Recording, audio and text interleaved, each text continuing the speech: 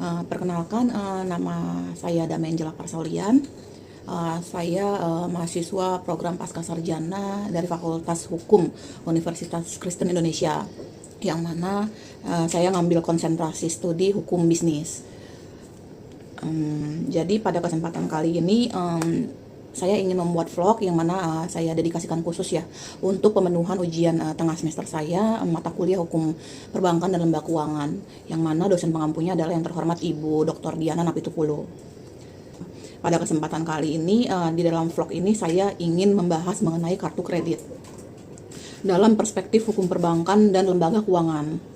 Topik ini saya angkat karena kartu kredit itu merupakan salah satu instrumen keuangan yang sangat dekat dengan kehidupan sehari-hari di masyarakat modern saat ini, khususnya di mereka yang mungkin cukup familiar ya, untuk mereka-mereka yang tinggal di perkotaan. Hampir semua orang cukup sangat amat familiar ya dengan penggunaan kartu kredit ini, baik untuk kebutuhan konsumtif, kebutuhan gaya hidup, maupun sebagai alat bantu transaksi. Di balik kemudahan kartu kredit ini ada implikasi hukum yang cukup kompleks ya, baik dari sisi hubungan hukum dengan para pihak ya, yaitu para pihak ada kreditur, ada debitur. Kreditur adalah selaku si pengguna, si pemilik pemegang kartu kredit, dan debitur adalah si penerbit kartu kredit. Itu kita umumnya tahunya perbankannya, pihak perbankannya. Lalu ada implikasinya baik dari sisi hubungan hukum dalam kaitannya dengan regulasi peraturannya, lalu ada juga maupun potensi sengketa yang mungkin bisa timbul sewaktu-waktu dari penggunaan kartu kredit ini. Jadi secara sederhana, kartu kredit itu adalah alat pembayaran menggunakan kartu yang memberikan fasilitas pinjaman kepada si pemegang kartu itu nasabah. Yaitu nasabah ini kan ya, si pemilik pemegang kartu ini.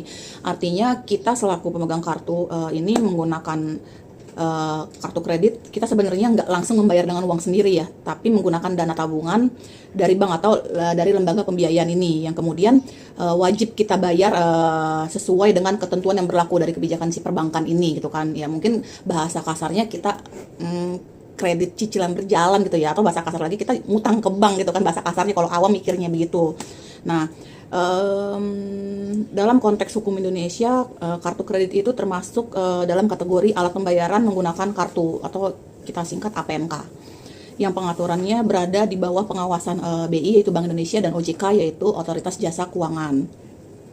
Jadi kalau kita bicara soal dasar hukum kartu kredit ya, di Indonesia ini ada beberapa regulasi yang penting dan perlu kita pahami gitu kan, kalau kita ingin melek hukum ya bagi para pengguna kartu kredit ini.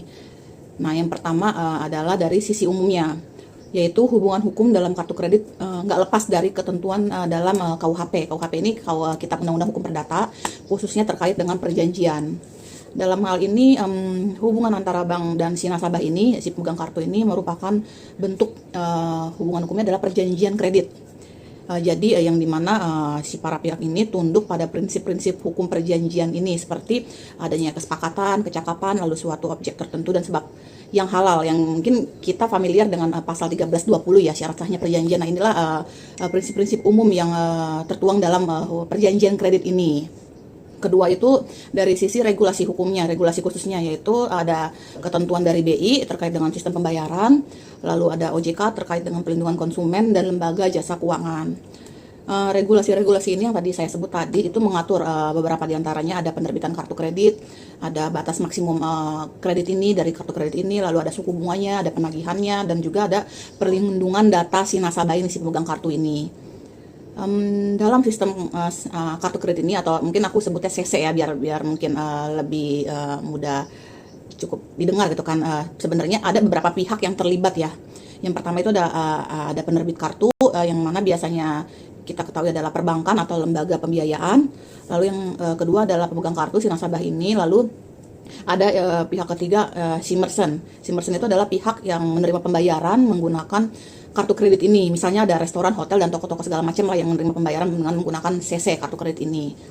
Dan yang keempat itu ada acquire ya, yaitu pihak yang bekerja sama dengan si merchant ini untuk memproses transaksi. Dari sisi hukum, hubungan antara pihak-pihak ini cukup menarik ya teman-teman, karena nggak hanya melibatkan satu perjanjian, Tapi ada beberapa hubungan kontraktual sekaligus. Misalnya itu ada hubungan antara bank dengan si nasabah yang mana dijaitkan perjanjiannya dalam perjanjian kredit, lalu ada antara hubungan hukumnya dengan bank dengan si merchant yang mana umumnya ada di antara kedua ini hubungan hukum ada perjanjian kerjasama. Lalu ada hubungan hukum antara nasabah dengan si merchant ini, yaitu transaksi jual belinya, yang transaksi untuk penggunaan kartu kredit ini. Jadi kalau ada masalah terjadi, kita harus melihat nih hubungan hukum mana yang relevan gitu kan. Secara sederhananya, mekanisme penggunaan CC ini adalah ketika pemegang kartu atau nasabah ini melakukan transaksi di merchant, maka si merchant ini akan memproses pembayaran melalui sistem. Bank penerbit akan membayar terlebih dahulu kepada merchant, lalu si nasabah ini atau pemegang kartu ini wajib membayar tagihan kepada si bank. Dalam hal ini, bank sebenarnya memberikan fasilitas pembiayaan ya jangka pendek kepada si pemegang kartu ini, si nasabah ini. Jadi kalau si nasabah ini nggak bayar penuh, ya mereka dikenain bunga. Lalu ada juga denda keterlambatan jika si nasabah ini telat ya melakukan pembayaran dari hasil penggunaan CC ini yang dilakukan oleh mereka gitu kan. Nah, disinilah aspek hukum mulai menjadi penting gitu loh kan, dengan adanya bunga dan keterlambatan ini dengan pihak-pihak ini, terutama terkait dengan transparansi informasi, lalu kewajiban pembayaran dan hak perlindungan konsumen, hak dan perlindungan konsumen. Jadi perjanjian kartu kredit ini biasanya berbentuk baku ya teman-teman. Atau umumnya kita standar gitu kan, yang mana isinya nggak bisa kita apa-apakan sebagai selaku si nasabah megang kartu ini, karena kan kebijakannya itu kan tunduk pada si lembaga pembiayaan ini gitu kan. Jadi kita sebagai nasabah ini ya prinsipnya mungkin take it or leave it gitu kan, ketika kita harus mengikatkan diri kita kepada perjanjian kredit ini. Nah, artinya kan ya isi perjanjian itu udah ditentukan, udah sepihak sama si perbankan, nasabah ya hanya bisa menyetujui gitu kan, yang membaca mengetahui lah gitu kan, dengan mereka menandatangani berarti mereka udah dianggap oke gitu kan, memahami dan menyetujui konsekuensinya nanti. Jadi dalam hukum hal ini diperbolehkan ya teman-teman, tetapi harus tetap memenuhi prinsip keseimbangan, keadilan, nggak merugikan konsumen secara sepihak, karena kan kita masih ada lagi yang namanya hukum perlindungan konsumen di Indonesia ini. Jadi hal ini juga diatur ya teman-teman dalam ketentuan perlindungan konsumen tadi seperti yang saya sampaikan tadi, yang mana memang melarang klausul baku yang menghilangkan tanggung jawab pelaku usaha, lalu memberikan hak sepihak tanpa batas ya teman-teman, dan merugikan si konsumen ini, yaitu dalam hal ini adalah si pemilik kartu atau si nasabah yang memegang CC ini. Jadi penggunaan kartu kredit ini atau CC ini juga memiliki berbagai risiko hukum ya teman-teman. Yang pertama itu ada one prestasi, yang mungkin cukup familiar kita dengar ya, one prestasi atau yang namanya ingkar janji ya bahasanya.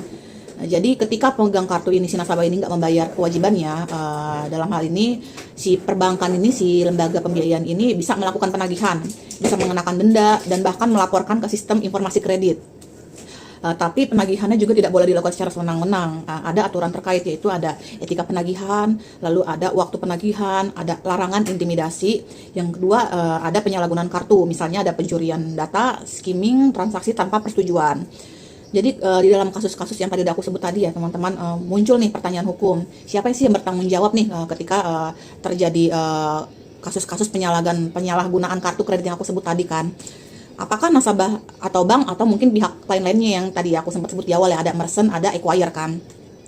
Jadi biasanya tanggung jawab akan ditentukan ya teman, berdasarkan unsur kelalaiannya, berdasarkan sistem keamanan dan bukti transaksi. Perlindungan terhadap pemegang kartu kredit ini menjadi hal yang sangat penting ya teman-teman ya. Regulasi di Indonesia mengatur bahwa bank wajib memberikan informasi yang jelas dan transparan, menjaga kerahasiaan data si nasabah atau pemegang kartu kredit ini, lalu ketiga menyediakan mekanisme pengaduan.